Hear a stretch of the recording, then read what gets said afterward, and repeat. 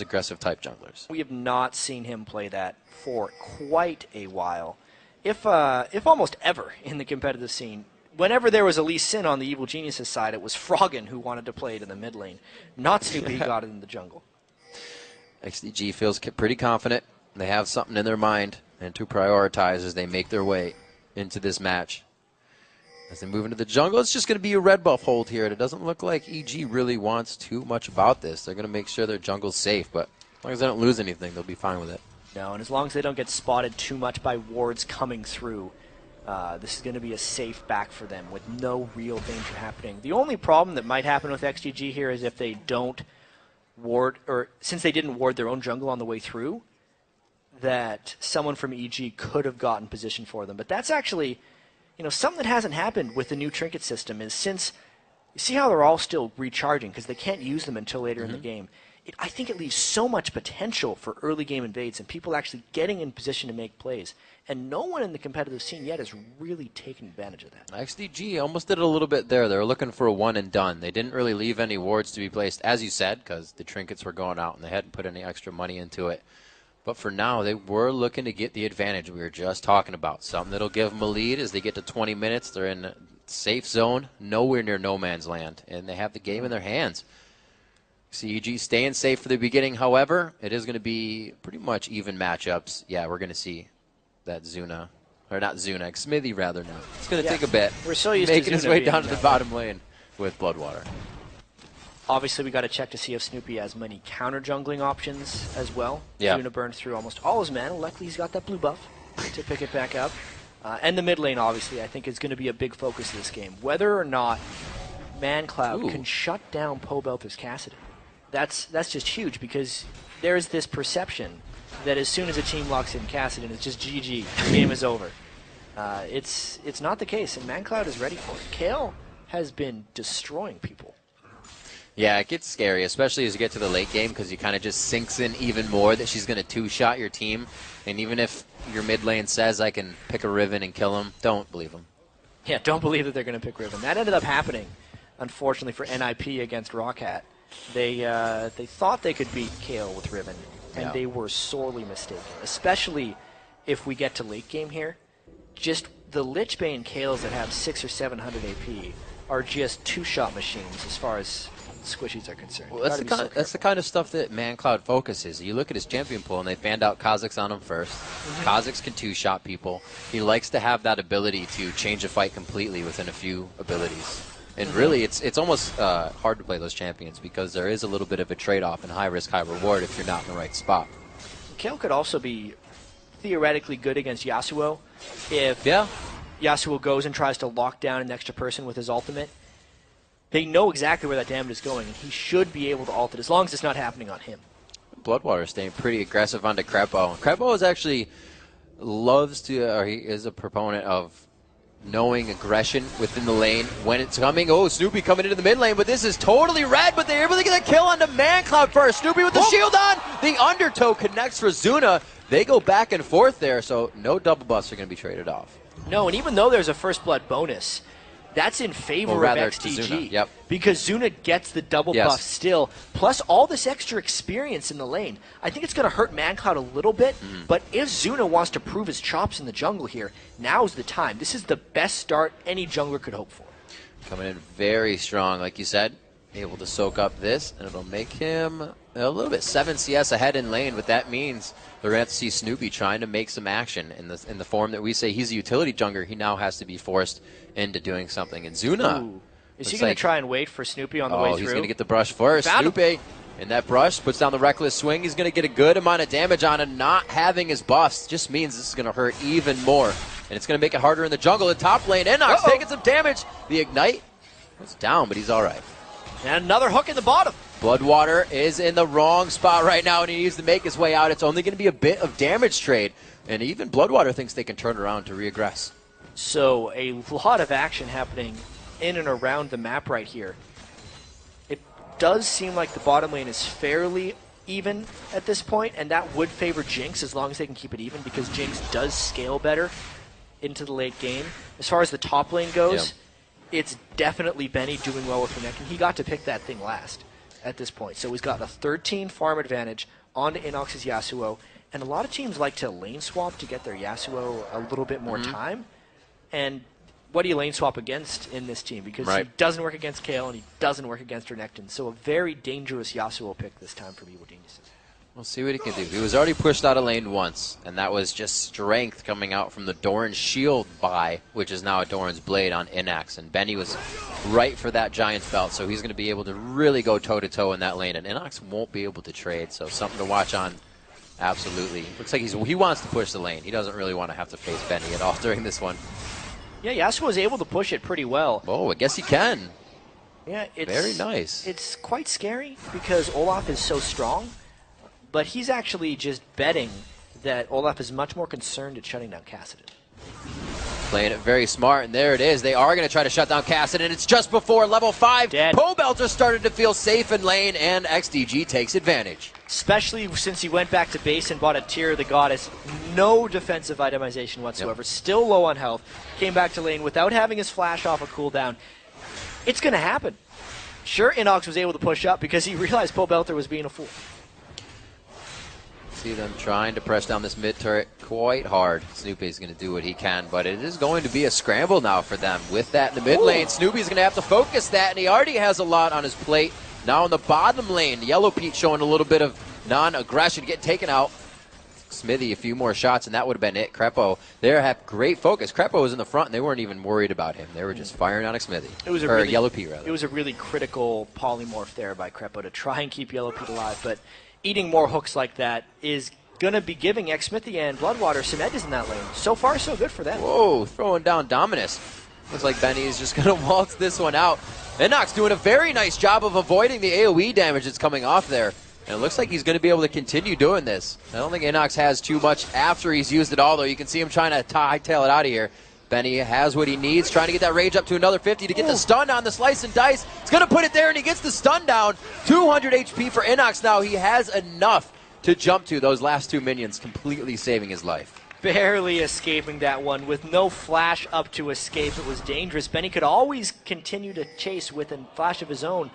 Pobelter trying to come back into this game a little bit by thinking about roaming, but it's not going to be the day. No, they say let's get the blue first if we're going to do this. I think Benny is going to back, so they quickly get Pobelter blue, and this is only going to mean more focus coming onto him from the jungle, from Zuna, and from ManCloud. But at least once he's level 6, the Olaf ganks cease to be effective against him. He should not be getting hit by those axes.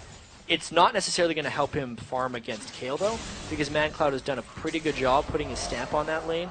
If only ManCloud could have gotten some of those kills from the jungle, he would be using that gold to dominate even more. It now has to be Zuna to take that advantage elsewhere. I haven't seen too much bullying in this bottom lane from that Lulu Lucian. Got to give credit to Bloodwater for really staying in the face of them and hitting with the chain just whenever. Really getting the auto attacks out, and it's keeping that lane in pace for them. BF Sword coming out for Jinx to the Vampiric Scepter, so you got a lot of damage there. So maybe that's why they're Big sitting difference. Back. You can see, Boots and the Vamp Scepter, Yeah. a lot of utility or extra mobility, but if they ever locked into a full-on fight, it would be XDG's edge. Yeah. The fear that Xmithy has to account for here is the fact that he has very little extra health or sustain, so if he takes any poke from some of Yellow Pete's things, he's in trouble. And if Snoopy were to get straight onto him, I think he wouldn't be long for this world. And here's something you got to see. Yellow Pete and Krepo are playing a little differently with the Siege Wave. They're right on the front of it, and you can see XDG, they almost knew that was going to happen. They figured it was coming from the side. They don't want either of the engagements they got.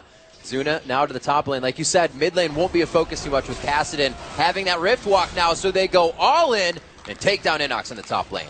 XGG is really punishing the solo laners specifically right now.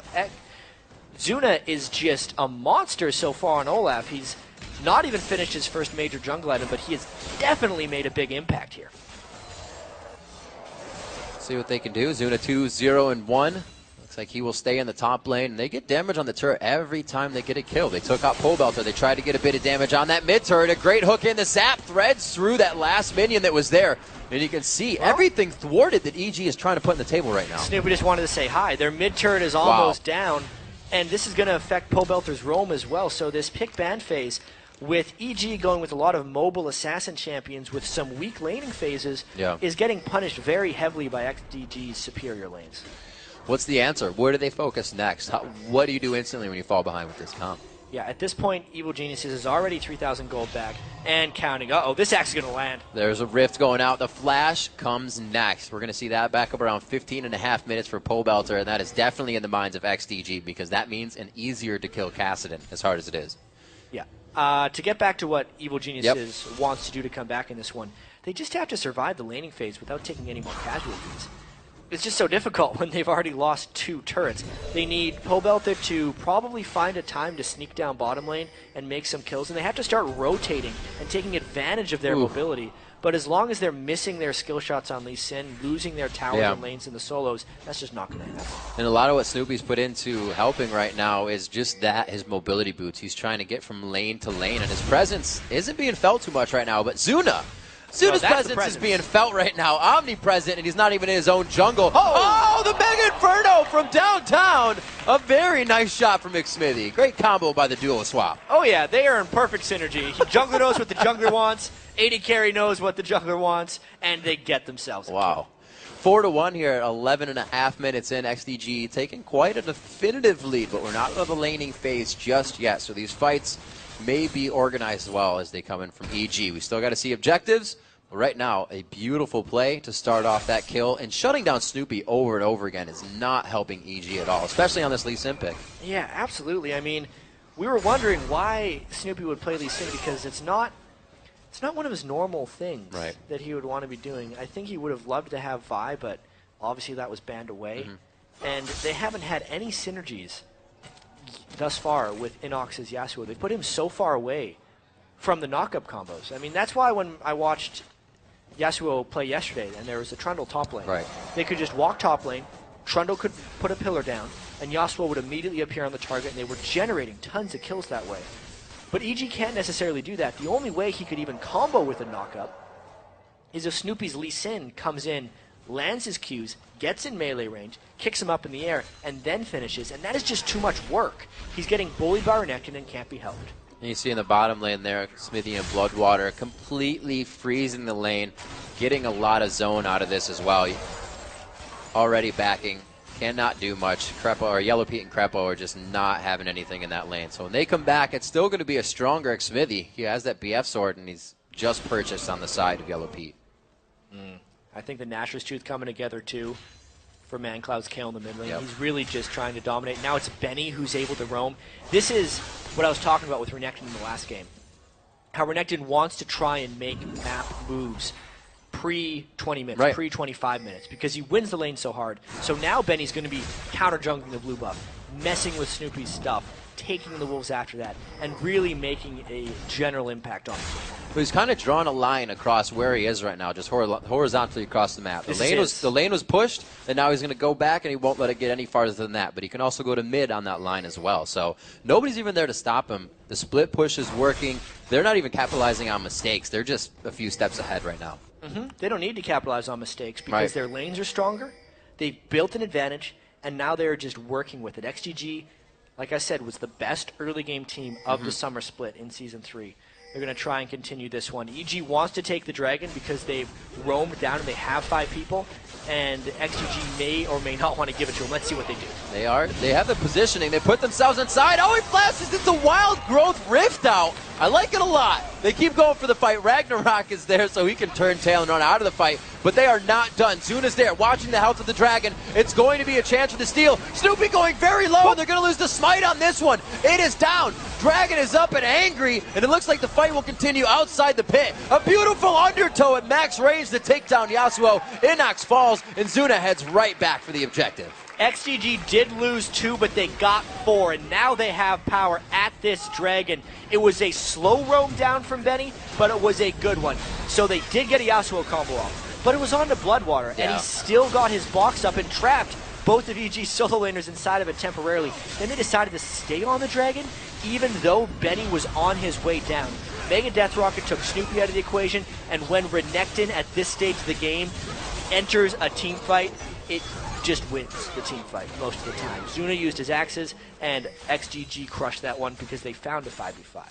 You know, also for Zuna, this is like a heyday game. Who is going to crowd control him even when he doesn't have Ragnarok? Not much. Absolutely. There's Not much. There's glitter lances from Lulu, and that's mostly what he would have to look out for. Everything that just helps XDG excel right now is happening and is in their favor. 4-0-4 from Zuna, his first LCS presence in the jungle, rocking for his team right now. Still up in CS with making all that impact happen on the champions as well as in the jungle. Yeah, geez, this gold lead is just incredible right now. This could be a very quick game, actually. Yeah. Especially considering XDG has incredibly fast turret killing with ManCloud's Kale and Xsmithy's, still weird to say Xsmithy's Jinx because he's an 80 carry now, but knowing that they know how to convert on their advantages, they've gotten the Dragon, they've gotten the other 3 turrets. Let's see if they can get down the second row of turrets as well. Right. We know what EG is trying to do. Trying to hold it out, extend the time on this one, figure out where they can go, but this is where they almost fall into, you know, a sore position. They try to get split pushing on Yellow Pete maybe. He tries to farm up a little bit, and they don't have what they need, where they need it, when they need it. And they kind of fall behind over and over. Looking at 16 minutes right now at 8-3. Benny's still pressuring that top lane. And it doesn't look like EG's really trying to make a move anywhere. They're just clearing out their jungle right now, making sure it's safe. Yeah, you can see Pobelter's not really changed paths with his item build either. He's went for the Archangel Staff, which he's going to try and transform into a Seraph's Embrace, but he's just so squishy. Yeah. He gets hit a couple of times, and he's going to be completely out of that fight. There's not the tank presence to kind of help Kassadin go around, and they need a very strong assassination presence if they want this to actually work. But once you fall behind and you're a bunch of squishy assassins, there's usually not coming back. Right. If you look at EG's initiation, and it's a cool initiation. They got the Rift Walk in there in the Wild Growth, but it wasn't what they really needed in terms, or Tremendo. It wasn't really what they needed in terms of damage. There's no damage that comes out of being popped up there. Yeah, just a little bit from when he gets on the target, but it just, like, yes, they killed Bloodwater. No, they were not able to kill him. No, they were not. Let's see what they try to keep doing here. Smithy staying safe on the Thresh Express as he gets himself just out of range. ManCloud's doing the single push in middle, and Benny is still just kind of riding that line from the top lane to the mid line. It looks like he's going to be able to put up enough pressure here to get Pobelter out. That was one hit right there. Yeah, it's the Q and the auto attack from Kale right there. Even if they threw up the wind wall, it would stop the Q, but not those auto attacks from Kale.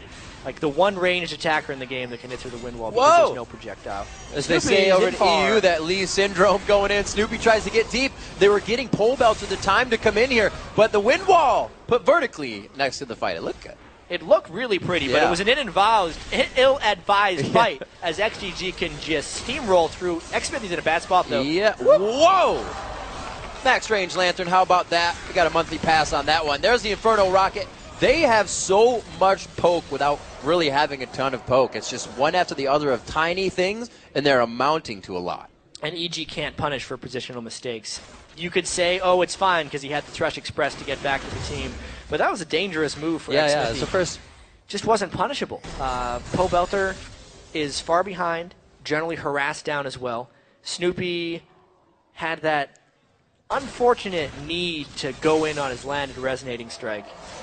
Or Sonic Wave, rather. He got the resonating strike afterwards. Not smart moves by EG, and they're getting pretty outclassed right now by XDG. Building pretty much whatever they want to suit their needs. You can see two Randuins already being built side by side right there. We got Benny and Zuna both putting those down because it is a team that's going to jump on you. If EG gets the fights they want, they'll be on you in a second. But if you can coordinate it, they're not going to be able to do that much damage. Like we said, there's no crowd control. It's very, not gimmicky. Yeah, they can kind of jump on one guy. But even if they don't jump on Kale, that one guy can get saved. Yeah, they have intervention. There's very few things that EG can do against XDG, and so far, at the regular season, Cloud9 taking out TSM. Maybe XDG is going to continue their regular season domination as well. Both these guys were the top two teams last split in the North American LCS. They're doing a very good job at working with what came out of Champion Select, and it's something that teams, we looked at a lot last year. Is how can the game be won right out of Champion Select? And maybe it was that way for XDG here. EG kind of, I think, got in their own heads with the comp they wanted. It would work well, but it didn't work like a Teemo, though. Yeah, not quite as well as the Teemo did. EG, if we think back to the champion selection, probably tunneled a little bit on their key picks. Yeah. Kassadin being left up, they thought Pobelter probably jumped all over it. He really wanted the Kassadin. But it diminished their wave clear, and they got fast pushed early by Kale and Renekton. They both took their turrets very early on. And then Yasuo was left unbanned. How could you not want to go Yasuo? He's been dominating so many of these games. He had a great showing in the Challenger Series last night. He had good games in the European LCS. Pick him. And I'm sure Inox has been doing great. Pick him. Right. XDG was ready.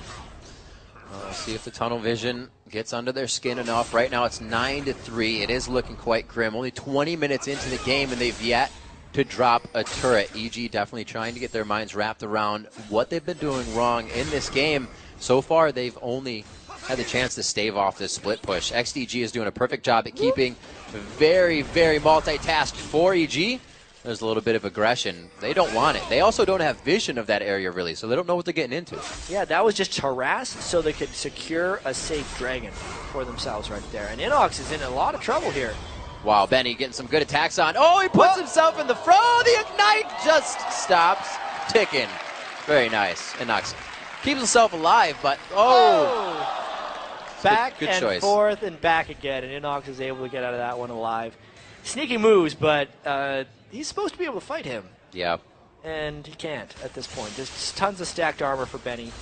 He did early. Well, you look at it, right? He went straight for a Blade of the Rune King against huge tank that's still going to be able to put out DPS even if he doesn't build that damage. Here's the thing, though. Like, he has double crit as a passive for a champion. Yeah. Blade of the Rune King doesn't have crit. Yasuo's almost only relevant build path is a static shiv and then an infinity edge because it gives you the 90% crit, and he already wants to move around for his flow, so therefore he wants to get static shiv. The fact that he's had to go Blade of the Rune King means he's never going to get to his items. No. He's not actually taking advantage of his champion because he had such a difficult lane. You have to consider, if one lane can actually have that much trouble, do you combine it with the rest of these champions? And I think, again, it leads into a question of, did they tunnel in champion select? Because it seems apparent now. It's just a game that XDG was able to see from the beginning. They didn't really have to do any counter jungling to get where they needed to be, but Zuna did focus on Pobelter early. The build that he had in the tier didn't help. They were able to focus him again. And we really didn't see Snoopy. He bought mobility boots first, and he really didn't make a presence out of the jungle. Yeah, so XDG was able to get down 6 turrets. So they've gotten the second wave. Now would be the inhibitor wave.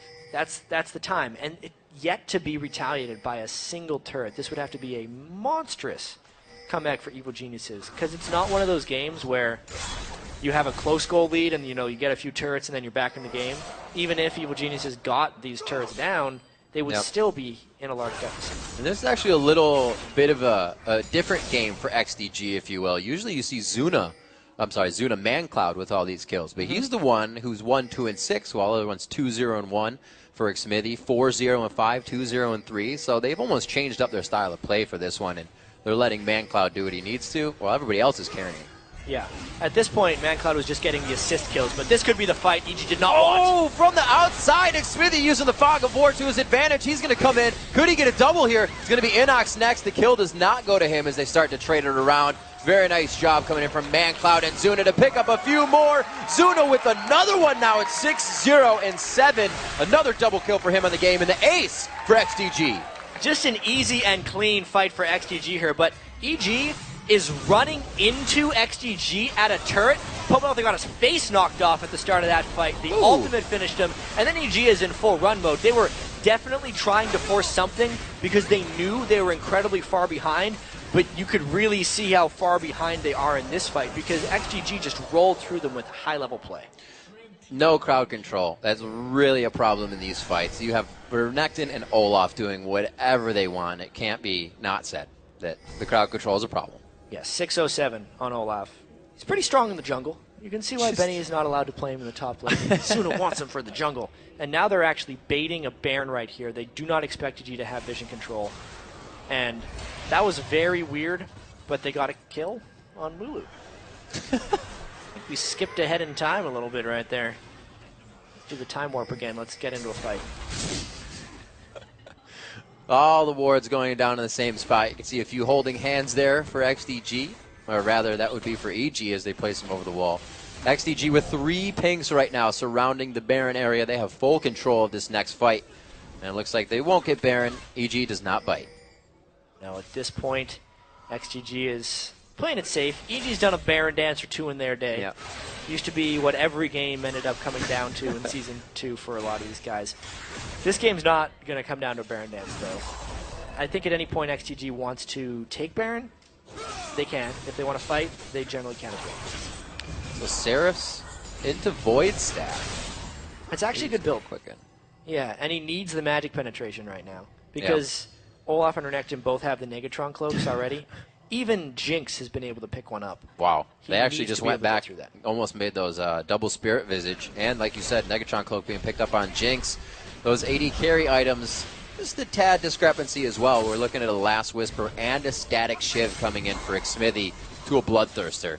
So just all in all, the damage is not going to be there. The Undertow hits. He tries to get the shield down, but it's not going to be enough. They put him right in the box. They don't seem to have a huge amount of front-end damage, but they can carry through with the DPS that they have, and that's what makes this team so scary. Oh, and they actually get the slow on to Crepo. Xmithy going all in by The himself. intervention, the choppers, the kill, and that he just exploded. Marencloud was like, my turn. Yeah, that's the Lichbane Kale starting to stack up some ability power. XDG 17-3. 16,000 gold through. They're dominating this one. Something we saw throughout the previous splits was that there was a bit of hesitation. Once a team got a lead, they didn't know where to go with it. We're not seeing that here. XDG has figured out which turret to take next, what to do after a single, a double, or a triple kill, and what to do while taking Baron. Well, may as well get rid of Lee Sin. May as well. He's going to try to mess up your stuff, so you got to finish him off before he has the chance to. Get all messy. XDG had a reputation last split, too, of not being able to close games. Like, they were very likely to throw. They said it themselves. I don't like the term throw, personally, because oftentimes the enemy team makes a lot of big moves to come back into the game, and teams don't want to acknowledge it. But sometimes XDG would throw last split. And this is not the case with the team right now, because all the moves they're making are very crisp and clean, especially that Baron. They didn't even give the chance for a Baron to be taken, because they killed Snoopy before it happened. We'll see a first inhibitor going down here. EG was able to drop that bottom turret, which really that gold isn't going to help him right now. There's way too much of a deficit there. It's going to be a lot. About 17,000 gold in all so far for XDG to have that lead. And really they're just kind of walking this one in. It's only going to take a few more moments. Yeah, they're going to walk this one in. This will definitely be faster than the Cloud9 game we had, which was 47 minutes. They're taking all the gold they can, though. They're really just basking in the glory of this victory so far, because 8 turrets to 1, not a complete shutout. They did die 3 times throughout this one.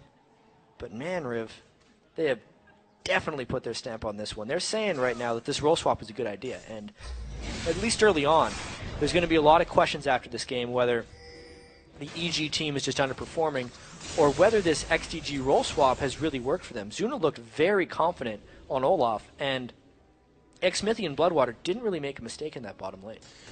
Well, Jad, I think it's working for him quite well. A lot of people were, like you said, skeptical about what was going to happen, but even coming into the game, you think, what did Zuna used to play? He used to play Kog'Maw. He used to play champions that could sit back, Ezreal, not be on the front line. Would he have a problem going into the jungler position? Absolutely not. He doesn't say so. I mean, not to bash on Zuna's AD carry too much. Right. But he was oftentimes found out of position. A lot of times in AD carry. He loved to get way too in the face of people in team fights. That works in the jungle. I do the same thing when I play AD carry. I get way too close. If I'm playing Tristana... So you're a jungler. I shouldn't play Tristana because I just want to jump on people to get like the slow. Because that's what I would want to do if I was a tank. Like double lift. Jump in. Yeah, that was a very bad move on Tristana to jump inside those times. And it fits. It just fits your playstyle if you want to do that. 30 minutes coming up on the clock here.